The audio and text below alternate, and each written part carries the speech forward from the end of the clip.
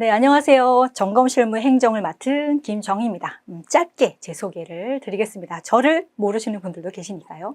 저는 모아바에서 뇌박힘 소방안전, 화재안전 기술 성능 기준, 그다음에 뇌박힘 법령, 그리고 이번에 뇌박힘 점검실무 행정까지 온라인으로 강의를 하고 있는 강사입니다. 관리사 강사입니다. 자, 오늘 1차 시험이 있었죠? 어떻게 잘 보셨나요? 많이 긴장들 하셨죠? 고생 많으셨습니다. 오늘은 이제 1차 시험이 일단 끝났으니까 오늘은 푹 쉬시면서 저와 함께 앞으로 어떻게 공부할 것인지 좀 살펴보는 시간을 가지시고요. 내일부터는 본격적으로 열심히 2차를 위해서 준비를 하시면 되겠습니다. 자, 2차 시험을 한번 살펴보겠습니다. 9월 14일에 시행이 되죠. 토요일입니다. 네, 토요일. 제가 지금 이제 합격 전략을 말씀드릴 점검실무 행정은 1교시 해서 오전에 시험이 실시가 되고요. 시간은 총 90분이 주어집니다. 1시간 30분이 되겠죠. 그리고 문항수는 총 3문항이라고는 되어 있는데요. 사실상 20문항 이상이 출제가 됩니다. 그래서 질문은 3개지만 그 아래에 소문항들이 있어서 배점이 1점짜리도 있고 10점짜리도 있고 이렇게 출제가 되고요. 논문형이라고 하는데 이렇게 그대로 쓰는 것, 그러니까 설치 기준을 그대로 쓰거나 그다음에 가로놓기도 좀 나옵니다. 근데 이때 이제 주의해야 될 것은 우리가 법령을 많이 공부를 하고 시험에 나오게 되는데 법령의 출제 기준을 좀 아셔야 돼요. 그래서 여기 지금 아래쪽에 좀 적어 왔습니다. 우리가 9월 14일에 시험을 보죠. 9월 14일을 기준으로 그 날짜에 시행되고 있는 법이 출제가 되고 답이 됩니다. 그래서 주의해야 될 것은 이미 개정이 되었으나 시행이 유예가 돼서 2년 후에 시행이 된다든지 하는 것들은 시험에 답으로 적으시면 안 되죠. 그래서 이 부분은 좀 조심하셔야 됩니다. 제가 오늘 이제 말씀드릴 것은요. 지금부터 9월 14일까지 이제 약 4개월 남았습니다. 4개월 동안 어떻게 해야 올해 합격할 수가 있느냐, 이런 전략을 말씀을 드리겠습니다. 제가 늘 강의에서 말씀을 드리듯이 이 순서대로 오늘 진행을 할 건데요. 기출문제를 먼저 분석을 할 겁니다. 제가 이제 뇌박힘 화재안전 기술 기준이나 법령에서 기출문제를 항상 본인이 직접 분석을 하십시오. 그리고 기출문제 분석을 통해서 감을 잡으신 다음에 전략적으로 접근하십시오. 이렇게 말씀을 드리고 그러므로 해서 암기법이 매우 중요합니다. 이렇게 이제 강조를 드리는데요. 기출 분석을 어떻게 하는지 좀 궁금해하시는 분들, 정확히 잘 모르겠다 하시는 분들을 위해서 제가 오늘 같이 기출문제 분석을 통해서 앞으로 4개월 동안 어떻게 준비를 하시면 되는지를 그 답을 한번 찾아보도록 하겠습니다. 그래서 최종적으로는요, 합격권에 들기 위해서는 여러분들이 그 관리사 2차를 준비하는 전체 범위 있죠? 그 범위를 일주일 동안 한 바퀴 돌릴 수 있다. 근데 그 한 바퀴를 안 보고 쓰고, 안 보고 떠올리고, 그렇게 할 수 있다. 그러면 합격권에 들어간다고 보시면 되겠습니다. 자, 기출문제를 분석하게 되면 이 3가지에 대해서 답을 찾을 수가 있어요. 많은 분들이 질문을 하시죠. 시험 범위는 어디까지 봐야 합니까? 내진 설계 기준을 봐야 합니까? 성능시험 조사표를 봐야 할까요? 위험물을 봐야 할까요? 모두 답을 어디에서 찾을 수 있다? 기출문제에서 찾을 수가 있습니다. 이렇게 시험 범위를 결정 지으면 공부 방법도 그에 따라서 우리가 찾을 수가 있고요. 모의고사를 왜 봐야 하는지 마지막에 또 설명을 드리겠습니다. 자, 기출문제를 분석하게 되면 우리는 출제 경향을 알 수 있어요. 그러니까 출제자가 요구하는 것이 무엇이냐, 관리사가 어떤 능력을 갖추기를 바라는지를 우리가 힌트를 얻을 수가 있습니다. 그리고 이 기출문제가 어떤 범위에서 나왔는지 그 바운더리가 우리가 분석할 수가 있겠죠. 그 바운더리가 공부 범위가 되겠습니다.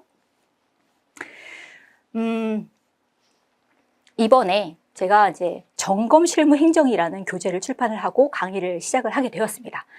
그 교재의 가장 앞부분에 나와 있는 거다라고 보시면 되겠고요. 이 부분 필요하시다 그러시면 이제 점검실무행정 교재를 보시면 되겠습니다. 먼저 기출문제를 분석하는데 출제 비중이 어느 정도 되는지 한번 비교를 해 보도록 하겠습니다. 제가 기출문제를 3파트로 나누었습니다. 뇌박힘 화재안전 기준, 법령, 그다음에 뇌박힘 점검실무 이렇게 딱 나눠서 기본서입니다. 이 3가지가 기본서인데 기본서에 어디에 나와 있는지 이 비중을 제가 비교를 해드리겠습니다. 이렇게 나눈 이유는 또 다른 이유가 있는데요. 화재 안전 기준은 시험 문제가 이렇게 출제가 되죠. 설치 기준을 써라. 그러면 화재 안전 기준에서 그 답을 찾을 수가 있습니다. 그 화재 안전 기준에 있는, 그러니까 화재 안전 기술 기준, 성능 기준에 있는 그 설치 기준을 똑같이 쓰면 되는 거죠. 그게 답이죠. 법령도 마찬가지입니다. 국가에서 법제처에서 고시를 합니다. 그러면은 뭐 몇 주 몇 항 어떤 내용을 써라. 그러면 기준을 써라. 그러면 똑같이 쓰시면 되고, 점검표도 마찬가지로 고시가 된 내용이죠. 법제처에 들어가셔서 법령정보센터에 들어가시면 찾을 수 있는 내용입니다. 정답이 누가 봐도 정답을 알 수 있는 과목이에요. 그런데 이것을 뺀 나머지를 제가 모아서 점검실무 행정이라는 교재를 출판을 했는데, 여기 있는 것들은 아직까지 답을 정확하게 모르는 것도 있어요. 이쪽 점검실무의 좀 가장 큰 어려움은 모호하다는 겁니다. 답이. 그래서 이 부분에 대해서 이제 이렇게 과거에 1회부터 6회까지는 비중이 굉장히 높았죠. 근데 6회하고 7회부터는 좀 달라졌습니다. 양상이 달라졌어요. 왜 그런 거 하니? 이때 6회 때가요, 2003년입니다. 요때 어떤 사건이 있었느냐? 대구 지하철 화재 참사가 있었습니다. 이 사건 이후로 법이 강화가 됐죠. 이제 소방법이 4분법이 되면서 점검 대상도 확대가 되고 그 관리사의 수요가 많아질 거다, 이렇게 예상을 합니다. 그래서 이제 지금의 그 시험 출제 패턴을 보여주는 것이 7회부터다라고 보시면 되겠고요. 이때부터 이제 관리사가 많이 배출되기 시작을 했습니다. 그래서 요 이전까지는 점검 실무의 문제가 많이 나왔고, 이 점검 실무의 요 범위가 기본적인 소방시설 관리사의 점검 실무 범위라고 보시면 되겠어요. 그리고 이제 7회부터 쭉 보겠습니다. 7회부터는 화재안전기준 법령 실무가 좀 골고루 배분되어서 나오는 양상을 볼 수가 있고요. 이때 법령이 시간이 흐르면서 좀 많이 출제가 된다는 것을 볼 수가 있겠습니다. 15회 같은 경우에는 법령만 85%가 나왔죠. 점검표하고 법령에서 85%가 나왔습니다. 그리고 특징적인 것이 초창기에는 실무가 많이 나왔으나 한 번도 안 나온 적도 있다는 거죠. 요런 특징을 가진다는 것을 이 기출문제 분석을 통해서 알 수가 있겠습니다. 그래서 최근에 화재안전 기준의 출제 비중이 조금 줄어들고 있죠. 그렇지만 꾸준히 나오고 있습니다. 그래서 이렇게 질문하시는 분들이 계세요. 화재안전 기준을 비중이 좀 낮은데 꼭 해야 되나요? 그 양이 굉장히 많은데 다 암기해야 되나요? 물어보시는데요. 출제 비중 이 분석표를 보시면은 화재안전 기준과 법령을 같이 가져가셔야 60점이 넘어요. 그렇죠? 여기 지금 35, 55 같이 가져가셔야 됩니다. 법령만 가지고 가서는 합격을 할 수가 없겠죠. 그래서 당연히 화재안전 기준 기본으로 가져가셔야 되고, 법령에서는 전략적으로 접근을 하실 필요가 있고, 실무는 나왔다 안 나왔다 하고 있습니다. 그리고 굉장히 모호하다라고 말씀드렸죠. 그래서 이 실무에 대해서 어떻게 접근을 할 것인가는 다음 분석을 통해서 설명을 드리겠습니다. 그리고 이 표에서 말씀을 안 드렸는데, 이제 요게 합격자 수입니다. 요 합격자 수는 점검 실무행정 한 과목만 보시는 분들의 합격자 수가 아니라 전체 합격자 수라는 것을 말씀을 드리겠습니다. 자, 이제 숲을 보고 나무를 보는 이제 나무입니다. 나무를 보는 시간인데요. 1회부터 23회까지 기출문제 분석을 하십시오라고 제가 계속 말씀을 드렸는데, 각각 회차의 기출문제를 보면은 사실 어떻게 분석해야 될지 좀 난감할 때가 있어요. 그래서 제가 좀 고민을 좀 해서 좀 머리를 짜서 이렇게 한눈에 볼 수 있게끔 위치를 좀 이렇게 구분을 했습니다. 그래서 화재안전 기준을 앞쪽에, 법령을 가운데, 그리고 점검 실무 기타를 이제 오른쪽으로 배치를 시켜서 한눈에 알 수 있게끔 어떤 파트가 좀 더 많이 나왔는지 회차별로 좀 구분을 했습니다. 그리고 색깔로 이렇게 표시를 좀 했는데요.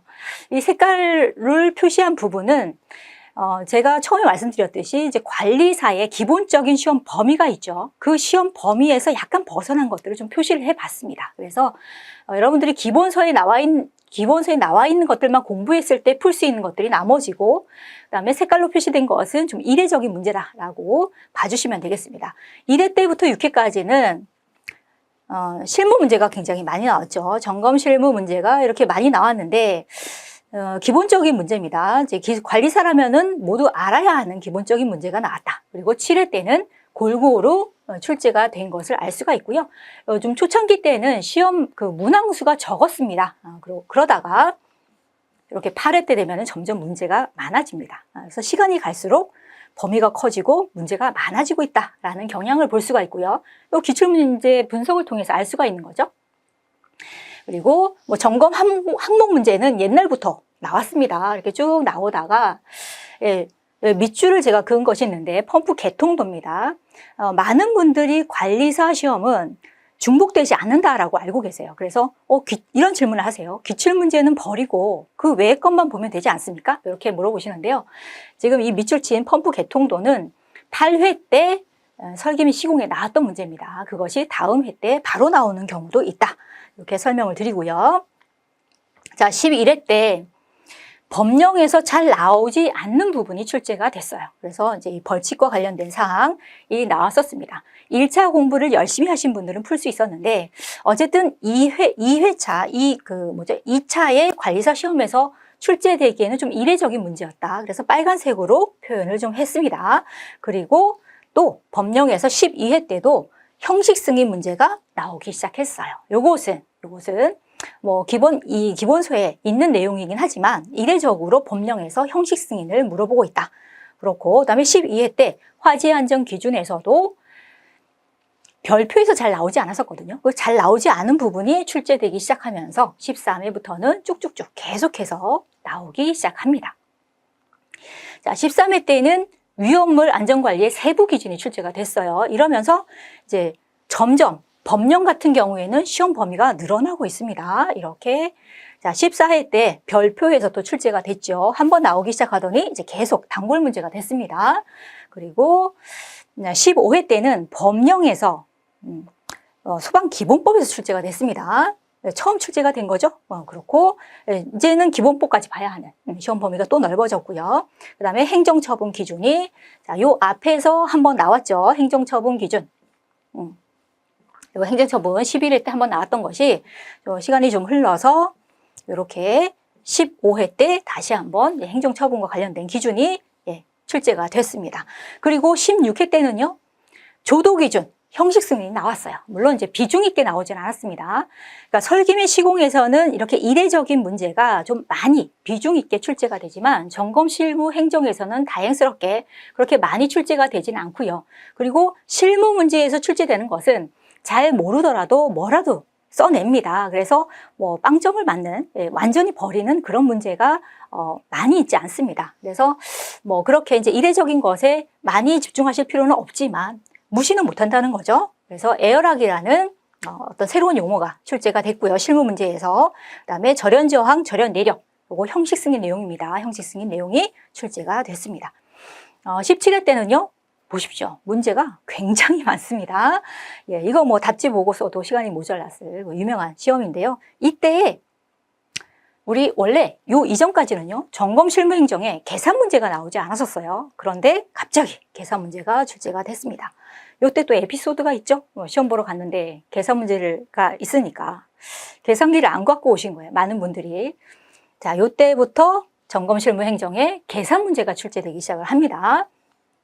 그리고 요 성능 인증을 받아야 하는 소방용품의 품명을 단순 암기해서 쓰는 문제가 나왔는데요. 요 이전에 이제 성능 인증, 요 해당 부분이 개정이 되면서 성능 인증을 받아야 하는 제품이 늘어났어요. 그것을 묻는 문제. 그러니까 신규로 개정된 문제가 출제가 되었다. 그리고 이제 밑줄 친 부분 계속해서 별표 부분이 단골 문제로 나오고 있죠. 화재안전 기준의 별표 부분입니다. 18회 때 상당 직관장을 묻는 문제가 출제가 됐어요. 그렇지만 다행히 위험물에서도 출제가 됐지만 다행히 비중이 그렇게 높진 않았습니다. 그리고 이례적으로 18회 때부터 전기 기사 문제가 출제되기 시작했어요. 소방시설 관리사의 기본 일반적인 범위를 좀 벗어난 문제가 실무 문제에서 출제되기 시작했습니다. 그래서 아마 이때 이제 응시를 하셨던 분들은 이 두 문제는 모두 틀리지 않았을까 이렇게 예상이 됩니다. 이례적인 문제였고요. 이때 한번 출제가 되고 나서 전기 문제가 계속해서 여기 점검 실무 행정에서는 안 보이지만 실무, 그러니까 설계 및 시공에서 계속 출제가 되고 있습니다. 전기 쪽으로. 그리고 이제 19회 때 요거는 버리는 문제입니다. 소방시설 관리사 시험에 응시 자격을 묻는 문제가 출제가 됐고요. 나머지는 다 우리가 일반적인 관리사 시험 범위에서 출제가 됐다라고 보시면 되겠습니다. 자, 20회입니다. 성능시험 조사표가 나오죠. 성능시험 조사표가 나오죠. 자, 요것은요, 과거에는 성능시험 조사표를 종합정밀점검표,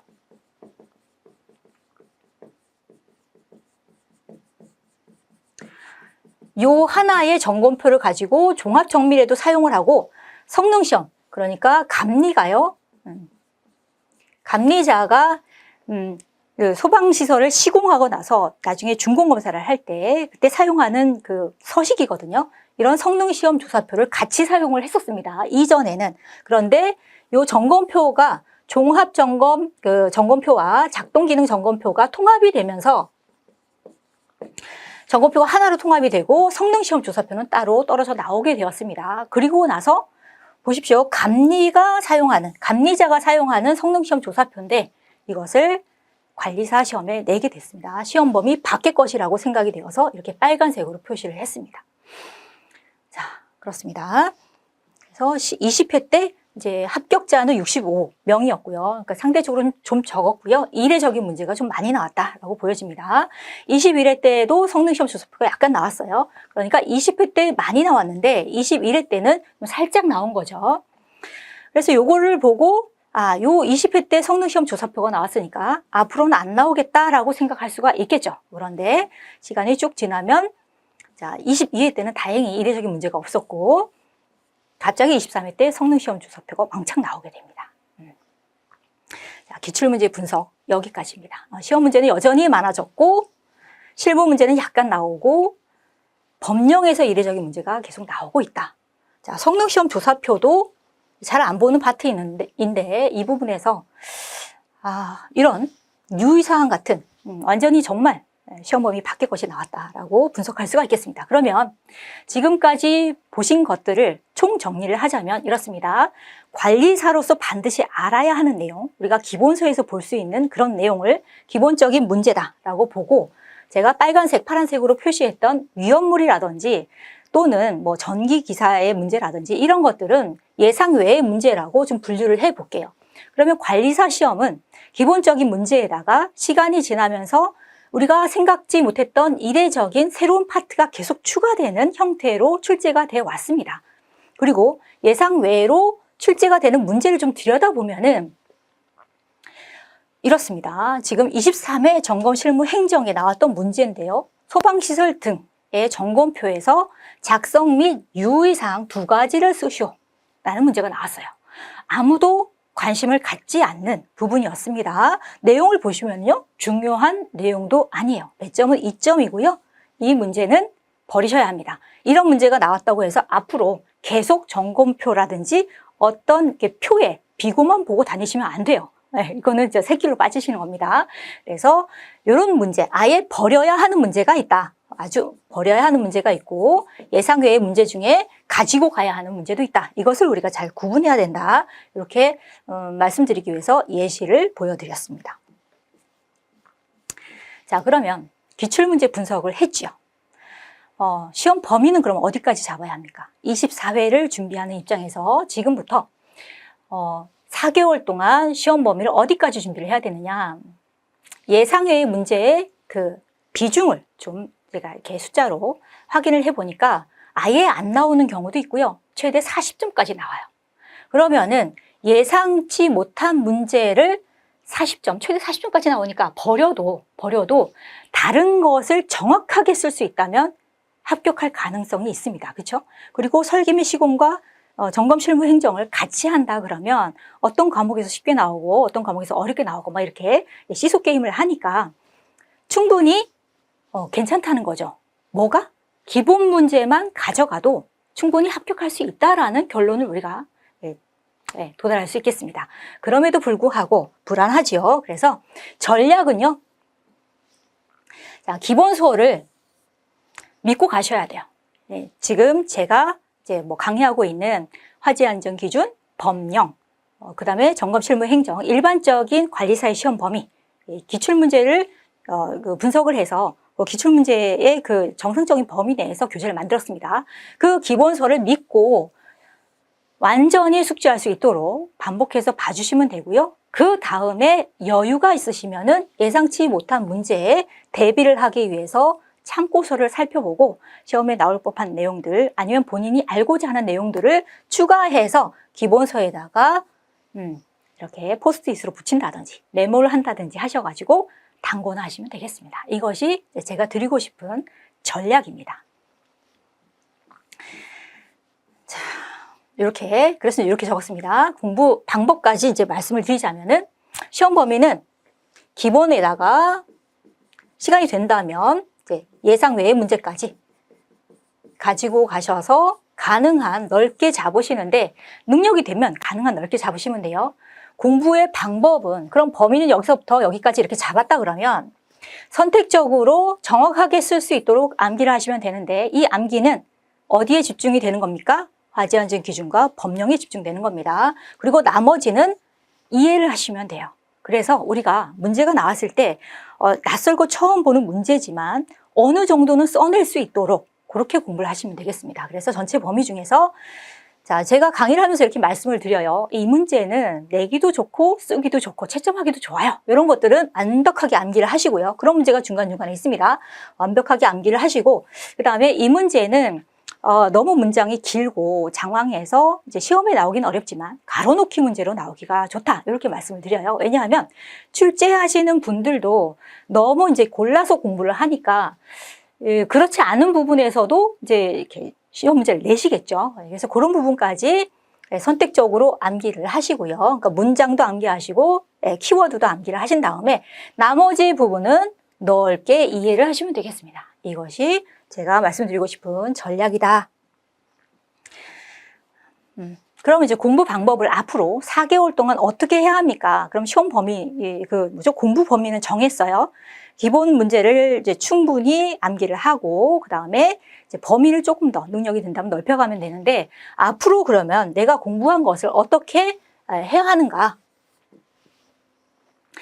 지금 작년 10월부터 시작을 해서 8개월이 지났습니다. 지금 5월이죠. 물론 이제 1차를 준비하는 기간 한 달이나 2달을 빼면은 2차를 준비했던 기간은 6개월 정도 돼요. 그러면 그 정도 됐으면은 화재안전 기술 기준을 한 3회나 4회독 했을 거다. 법령은 한 2, 3회 했을 거다. 이렇게 생각을 합니다.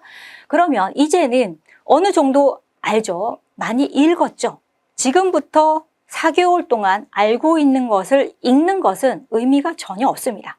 그럼 어떻게 해야 되느냐? 안 보고 쓰셔야 돼요. 안 보고 쓰셔야 돼요. 그래서 공부 방법은 이제는 앞으로는 쓸 수 있는 것은 안 보고 쓰도록 하고요. 그래서 여러분들이 이제 하얀 종이에다가 아니면 우리 관리사 이제 답지가 있죠. 판매가 되고 있죠. 관리사 답지에다가 제목만 적으시고 밑에 것은 안 보고 적어보시는 연습을 하셔야 돼요. 물론 이제 그것을 뭐 제대로 학원에서 제공하는 것이 모의고사이긴 하지만 뭐 맨날 모의고사만 볼 수는 없으니까 처음에 혼자 공부하실 때에는 질문만 써놓고 답을 쓰십시오. 우리 밴드를 통해서도 하고 있습니다. 아무튼 그렇게 하시고 반대로 답을 보시고 문제를 한번 생각해 보셔야 돼요. 예, 왜냐하면 시험이 다 아는 내용인데 문제에서 무엇을 묻는지 몰라서 틀리는 경우가 있어요. 그래서 그것을 방지하기 위해서 답만 보고 문제를 예상하는 것도 하셔야 됩니다. 자, 누가 이런 말 했어요? 떠오르는 것만 내 것이다 라고 했습니다. 자, 반드시 안 보고 쓰는 연습을 지금부터 4개월 동안 하셔야 되고요. 안 보고 쓰는 것이 잘 된다 그러면은 특히 법령과 실무에서 범위를 넓혀 가시는 것을 생각을 하셔야 됩니다. 자, 모의고사를 꼭 봐야 하느냐 이런 질문을 하시는데요. 관리사 시험의 특성상 뭐 모든 시험이 그렇습니다만은 관리사 시험은 특히 모의고사가 중요합니다. 자, 모의고사가 왜 중요하냐? 시험 시간이 이제 90분인데 제가 20문항이 나온다 그랬어요. 20문항 이상이 나옵니다. 그러면은 깊게 생각하고 뭐 이렇게 내가 틀린 것을 찾고 할 여유가 없어요. 한 방에 그냥 벌처럼 날아서 이렇게 쏴야 합니다. 그래서 이제 함정이 있고요. 실수를 줄이기 위해서 훈련이 필요한데 이 훈련을 집에서 혼자 문제 만들어 놓고 하기에는 그 모든 사람이 본인이 중요하다고 생각하는 게 있잖아요. 달라요. 그래서 우리 학원에 오셔도 되고, 저희 지금 이제 뇌박힘 점검실무 행정까지 해서 뇌박힘 시리즈가 출판이 됐습니다. 시작이 됐습니다. 그래서 뇌박힘 점검실무 합격 패스라고 이제 제목을 붙였고요. 그 합격 패스 중에서 모의고사까지 포함된 그것도 과정이 있습니다. 그것들 활용하셔가지고 모의고사를 꼭 보셔도 모의고사를 활용해도 되겠고요. 왜 필요하느냐? 예, 훈련하기 위해서입니다. 남이 내는 문제에 내가 답을 써보는 것을 반드시 훈련하셔야 되고요. 적어도 한 달 정도는, 또 기간을 물어보시더라고요. 그래서 한 달 정도는 하시는 게 좋겠다, 이렇게 말씀을 드립니다. 자, 여기 이제 제 마지막인데요. 점 범위를 인출할 수 있으면 합격권에 듭니다. 처음에 말씀드렸듯이 일주일 동안 전체 범위를 내가 인출할 수 있다, 안 보고 쓸 수 있다, 이러면 합격권에 들어가는데, 자, 여기에 조금 더 구체적으로 일주일에 한 바퀴 돌리고, 그다음에 3일에 한 바퀴 돌리고, 시험 보기 전날 하루 전체 범위를 간략하게 한 바퀴 돌리고, 그 다음에 이 마지막 날 본 것 중에 아리까리하거나 잘 안 외워지거나 틀린 부분 있죠. 빨간색으로 표시를 해서 A4 한두 장으로 모은 다음에 시험 당일날 시험지 받기 전에 딱 보시면 돼요. 완벽한 겁니다. 자, 요거 지금 에빙하우스의 망각 곡선을 반대로 돌린 거예요. 에빙하우스의 망각 곡선이 뭐죠? 우리가 학습을 하면은 학습을 딱 했을 때 100% 기억을 하죠. 그리고 시간이 지나면 자, 이렇게 뚝 떨어집니다. 기억력이. 그런데 자, 그 공부를 하자마자 바로 복습을 해주고, 그러면 곡선이 이렇게 되고요. 그다음에 하루 지나서 복습을 해주면 곡선이 이렇게 되고, 3일 후에 하고 일주일 후에 하고 이렇게 되어 있습니다. 바로 해주고 그 다음날 해주고 3일 후에 하고 일주일 하고를 역으로 돌린 거예요. 이렇게 되면 너무너무 좋죠. 그런데 이제 이렇게 되기 힘드니까 적어도 일주일에 한 바퀴 돌리고, 그 다음에 자, 하루 그 시험 보기 전날에 한 바퀴를 돌리는데 안 보고 줄줄줄 말할 수 있을 정도로 하시고, 그 다음에 시험 당일날, 자, 요거는 굉장히 중요합니다. 빨간 펜으로 체크한 다음에 이제 그것만 시험장에 가지고 가시는 겁니다. 저도 이렇게 했는데요. 여기서 나왔어요. 여기서 나왔습니다. 자, 요거 꼭 한번 해보시기를 당부를 드리고요. 제가 준비한 내용은 여기까지입니다. 글쎄요, 여러분들 이제 관리사를 하시기로 하셨고, 또 열심히 달리셨습니다. 이제 얼마 안 남았어요. 그리고 꼭 반드시 합격하리라는 믿음을 가지고 하시면은 저는 목표를 이룰 수 있을 거라고 믿습니다. 지금까지 들어주셔서 감사하고요. 제가 준비한 것은 여기까지입니다. 다음 시간에 잠깐 쉬었다가 질문과 대답을 하는 시간을, Q&A 시간을 갖도록 하겠습니다. 잠시 후에 돌아오겠습니다.